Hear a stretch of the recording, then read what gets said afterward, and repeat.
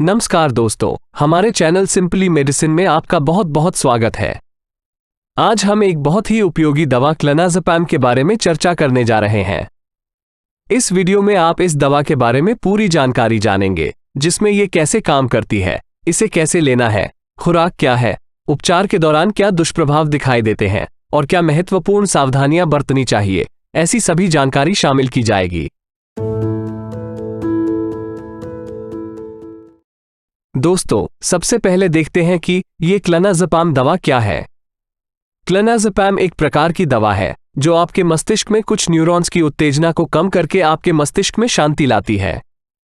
ये दवा बेंजोडाइएज़ेपिन नामक दवाओं के वर्ग से संबंधित है। इस बेंजोडाइएज़ेपिन श्रेणी में कई प्रकार की दवाएं उपलब्ध हैं और उनमें से क्लोनाज़ेपैम एक व्यापक रूप से इस्तेमाल की जाने वाली दवा है।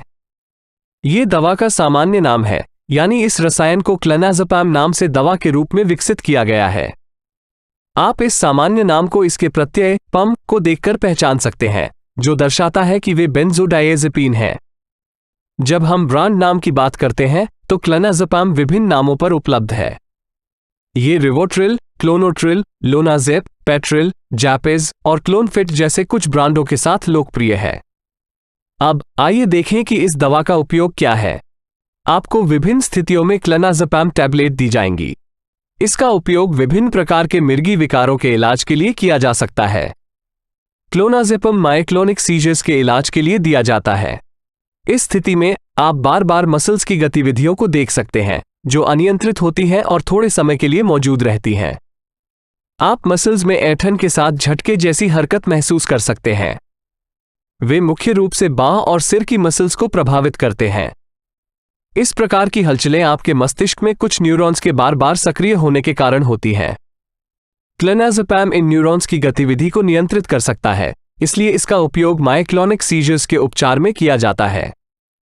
क्लोनाज़ेपैम को अन्य दौरे संबंधी विकारों के इलाज के लिए भी दिया जा सकता है, जैसे कि एकिनेटिक दौरे, विशेष रूप से बच्चों में देखे जाते हैं, जहां मसल्स की टोन अचानक खो जाती है, जिससे अचानक गिरावट आती है। इसका उपयोग एक विशिष्ट जप्ती विकार लेनोक्स गैस्टॉट सिंड्रोम में भी किया जा सकता है। ये दौरे का एक गंभीर रूप है जो 4 साल से कम उम्र के बचपन में शुरू होता है और इसमें गंभीर बार बार झटकेदार हरकतें शामिल होती हैं। इस स्थिति में क्लोनाज़ेपैम का दोबारा उपयोग किया जा सकता है। पैनिक अटैक के इलाज के लिए आपको क्लोनाज़ेपैम निर्धारित किया जा सकता है। इन पैनिक अटैक में कुछ समय के लिए तीव्र भय शामिल होता है। आपको धड़कन बढ़ सकती है, हृदय गति तेज होने का एहसास हो सकता है। आपको पसीना आ सकता है और कंपकोपी हो सकती है। आपको सीने में दर्द, चक्कर आना, मतली और सांस लेने में तकलीफ भी महसूस हो सकती है। इसलिए यदि आप प्रत्येक पैनिक अटैक के साथ इन लक्षणों का अनुभव करते हैं, तो तीव्र भय से जुड़े इन लक्षणों को नियंत्रित करने के लिए आपका डॉक्टर क्लोनाज़ेपैम लिख सकता है। क्लोनाज़ेपैम का एक अन्य उपयोग रेस्टलेस लेग सिंड्रोम के उपचार में है। इस स्थिति में आपको अपने पैरों में असुविधा महसूस हो सकती है और बार बार अपने पैरों को हिलाने की तीव्र इच्छा हो सकती है। यह विशेष रूप से शाम के समय देखा जाता है, जब आप बैठते हैं या लेटे हुए होते हैं। कभी कभी जब आपको सोने में कठिनाई होती है, जो तनाव और चिंता से जुड़ी हो सकती है, तो आपको नींद लाने के लिए क्लोनाज़ेपैम भी दिया जा सकता है। हालांकि क्लोनाज़ेपैम का उपयोग इन सभी विभिन्न स्थितियों में किया जा सकता है, लेकिन फिर भी यह एक समान तरीके से कार्य करता है।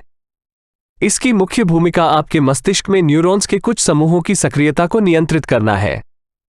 दोस्तों, तो आइए देखें कि क्लोनाज़ेपैम न्यूरॉन्स की गतिविधि को नियंत्रित करने के लिए कैसे काम करता है। आपके मस्तिष्क में न्यूरॉन्स उच्च केंद्रों से आपके शरीर के विभिन्न अंगों तक सूचना प्रसारित करने में महत्वपूर्ण भूमिका निभाते हैं। ये संचार न्यूरॉन्स द्वारा छोड़े गए कुछ रसायनों द्वारा सुगम होता है। इन रासायनिक मध्यस्थों को न्यूरोट्रांसमीटर कहा जाता है। इस प्रक्रिया में कई प्रकार के न्यूरोट्रांसमीटर शामिल होते हैं और उनमें से कुछ मध्यस्थ हमेशा एक संकेत ले जाते हैं जो विभिन्न अंगों को उत्तेजित करता है। ग्लूटामेट एक प्रकार का मध्यस्थ है जो उत्तेजना लाता है। इसलिए जब न्यूरॉन्स ग्लूटामेट स्रावित करते हैं तो वे उस विशेष अंग तक संकेत पहुंचाते हैं जहां वे पहुंचते हैं। उदाहरण के लिए, यदि वे मसल से जुड़े होते हैं तो मसल सक्रिय हो जाती हैं, जिससे संकुचन होता है। यदि वे आपके मस्तिष्क में नींद को नियंत्रित करने वाले कुछ केंद्रों को आपूर्ति करते हैं, तो वे जागरूकता को बढ़ा सकते हैं और नींद को कम कर सकते हैं। वे चिंता भी बढ़ा सकते हैं। सामान्य परिस्थितियों में ये न्यूरॉन्स ठीक से काम करते हैं, लेकिन कुछ लोगों में ये न्यूरॉन्स अत्यधिक सक्रिय होते हैं। इसके परिणामस्वरूप मिर्गी, पैनिक अटैक और अनिद्रा या चिंता विकार विकसित होते हैं। अब क्लोनाज़ेपाम न्यूरॉन्स की अत्यधिक सक्रियता को नियंत्रित करके इन विकारों को नियंत्रित कर सकता है। ये गामा अमीनो ब्यूटरिक एसिड नामक न्यूरॉन्स के एक अन्य समूह की गतिविधि को बढ़ा सकता है। गाबा एक प्रकार का मध्यस्थ है जो न्यूरॉन्स पर अवरोध लाता है, क्योंकि यह क्लोराइड चैनलों के साथ जुड़ा होता है। चूंकि क्लोराइड आयन नेगेटिव प्रभारी होते हैं, इसलिए वे न्यूरॉन्स पर नेगेटिव प्रभाव डालते हैं और उनकी सक्रियता को रोकते हैं। तो क्लोनाज़ेपाम गाबा के संचरण को बढ़ा सकता है, जिससे यह उत्तेजना लाने वाले न्यूरॉन्स को शांत कर सकता है। दोस्तों, आइए जानते हैं इस दवा को कैसे लेना है। क्लोनाज़ेपाम गोलियां 0.25 मिलीग्राम से लेकर 2 मिलीग्राम तक की विभिन्न शक्तियों में उपलब्ध हैं। महत्वपूर्ण दुष्प्रभावों को खत्म करने के लिए इस दवा को हमेशा सबसे कम खुराक से शुरू किया जाना चाहिए। क्लोनाज़ेपाम की खुराक उम्र, रोगी की स्थिति और उपयोग के उद्देश्य जैसे विभिन्न कारकों पर निर्भर करती है। खुराक या तो एकल खुराक के रूप में दी जा सकती है, जिसे सोते समय लेने की सलाह दी जाती है, या एकाधिक खुराक के रूप में दी जा सकती है। खुराक अनुसूची और सेवन के समय का मुख्य उद्देश्य बेहोशी और उनींदापन जैसे दुष्प्रभावों को कम करना है। आपका डॉक्टर एक विशिष्ट खुराक अनुसूची लिख सकता है, जो कई कारकों के आधार पर परिवर्तनशील है। उदाहरण के लिए, पैनिक अटैक के प्रबंधन में आपको शुरुआत में क्लोनाज़ेपाम 0.25 मिलीग्राम की खुराक दिन में 2 बार दी जा सकती है, लेकिन मिर्गी के इलाज में इसे सोते समय दी जाने वाली 1 मिलीग्राम की खुराक से शुरू किया जा सकता है। मिर्गी को नियंत्रित करने के लिए खुराक को 2 से 4 सप्ताह तक बढ़ाया जा सकता है। इसी तरह नींद संबंधी विकार के लिए इसे 0.25 या 0.5 मिलीग्राम से शुरू किया जा सकता है। पैनिक अटैक और अनिद्रा की स्थिति में क्लोनाज़ेपाम का प्रभाव तुरंत देखा जा सकता है, लेकिन मिर्गी के इलाज में आप 2 से 4 सप्ताह के इलाज के बाद लाभकारी प्रभाव देख सकते हैं। आइए अब देखते हैं क्लोनाज़ेपाम के दुष्प्रभाव। कई लोगों में क्लोनाज़ेपाम अच्छी तरह से सहन किया जाता है और बहुत कम मामूली दुष्प्रभाव देखे जाते हैं, लेकिन खुराक में वृद्धि के साथ कुछ सामान्य दुष्प्रभाव देखे जाते हैं। क्लोनाज़ेपाम मुख्य रूप से आपको दिन के समय नींद का एहसास कराता है। इसे उपचार के पहले कुछ दिनों में देखा जा सकता है। आपको कभी कभी कुछ अतार्किक सपने भी आ सकते हैं। आप चक्कर और हल्का सिरदर्द महसूस कर सकते हैं। अपना आसन बदलते समय आपका संतुलन भी बिगड़ सकता है। कुछ लोगों में मसल्स में कमजोरी और मसल्स की गतिविधियों के दौरान असंयम भी देखा जा सकता है। बुजुर्गों में ये दवा याददाश्त खराब कर सकती है। दोस्तों, अब आइए क्लोनाज़ेपाम से जुड़ी सावधानियों पर नजर डालते हैं। क्लोनाज़ेपाम एक दवा है जो बेंजोडाइएज़ेपिन से संबंधित है। ये दवा बेहोशी लाती है, जिससे आपको सुस्ती और नींद महसूस होती है। यह विशेष रूप से दिन के समय अधिक महत्वपूर्ण है, क्योंकि क्लोनाज़ेपाम का उपयोग आपकी सतर्कता को कम कर सकता है। इसलिए आपको उन महत्वपूर्ण गतिविधियों को करते समय सावधान रहना चाहिए जिन पर अधिक ध्यान देने की आवश्यकता है। उदाहरण के लिए, जब आप उच्च मशीनरी या उपकरणों के साथ काम कर रहे हों, तो आपको सावधान रहना चाहिए जो खतरनाक हो सकते हैं। आपको बाइक या कार चलाते समय भी सावधान रहना चाहिए, क्योंकि क्लोनाज़ेपाम दिन के समय उनींदापन लाता है।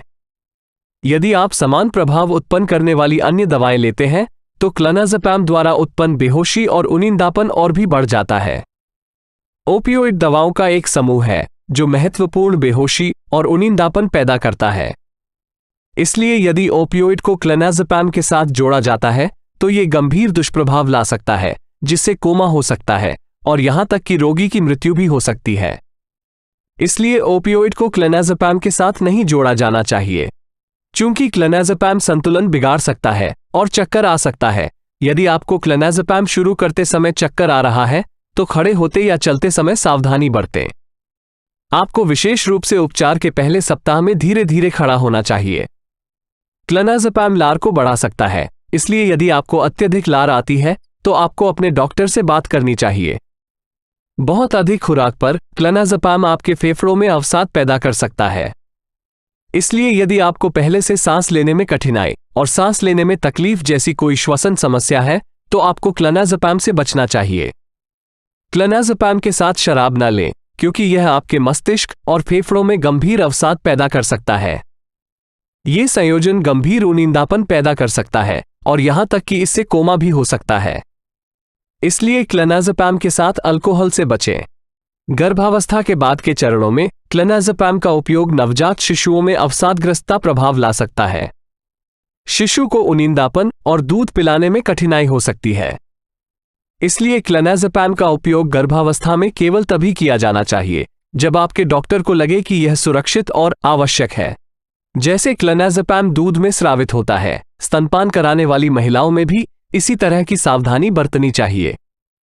क्लोनाज़ेपैम को अचानक बंद नहीं किया जाना चाहिए क्योंकि यह कुछ वापसी लक्षण ला सकता है। इससे चिंता, सोने में कठिनाई, चिड़चिड़ापन, तनाव बढ़ना, थकान और धुंधली दृष्टि बढ़ सकती है। क्लोनाज़ेपैम विशेष रूप से कम खुराक पर अच्छी तरह से सहन किया जाता है। इन सभी सावधानियों पर विचार करके आप बिना किसी महत्वपूर्ण दुष्प्रभाव के क्लोनाज़ेपैम का सुरक्षित रूप से उपयोग कर सकते हैं।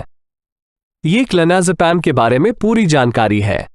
इस वीडियो को देखने के लिए धन्यवाद। यदि आपको वास्तव में ये जानकारी उपयोगी लगी है तो कृपया लाइक बटन दबाएं और इस वीडियो को अपने दोस्तों के साथ साझा करें। कृपया इस चैनल को सब्सक्राइब करना न भूलें।